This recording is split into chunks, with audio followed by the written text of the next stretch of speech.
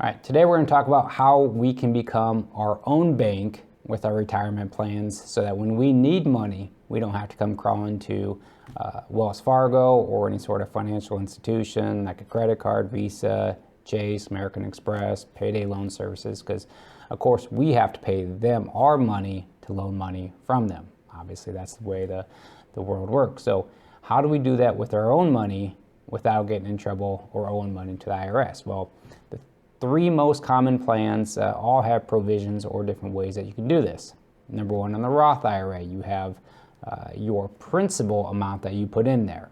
You can always take this amount out tax-free or penalty-free if you do it correctly. So if you take out, if you've put in $10,000 into this IRA and it grew to be $15,000, you can take that $10,000 out and the IRS won't come calling for taxes or that 10% penalty.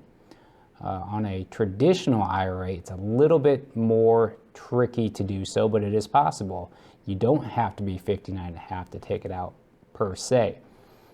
There's a way called an indirect rollover. Essentially, this is a 60-day period where once you take that money out, if you get it back within your IRA within 60 days, there's no harm or no foul from the IRS. So if I needed that $10,000, I could take it out of my traditional IRA and I have 60 days to get it back. But if I can't get it back in time and I have a spouse who has an IRA, I can say, all right, honey, thanks, I love you, can I borrow $10,000? And of course she'll say yes. So she takes $10,000 out of hers, pays it back into mine, and then she has 60 days to put that $10,000 back into hers, essentially creating a 120-day window of access to your retirement account. And the third most common way or common plan is the 401k. And one way to do this is, first of all, you don't have to be 59 and a half to get access to your 401k. You only have to be age 55. And second of all, you can borrow against your plan if you're still employed there and pay back.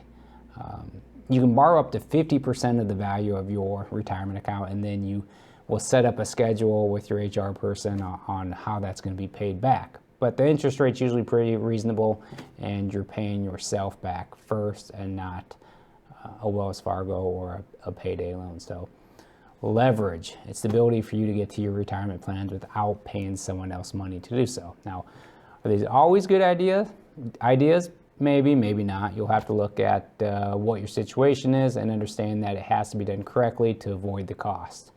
So any other questions, shoot me up or give me a call and I would be happy to help. Thanks.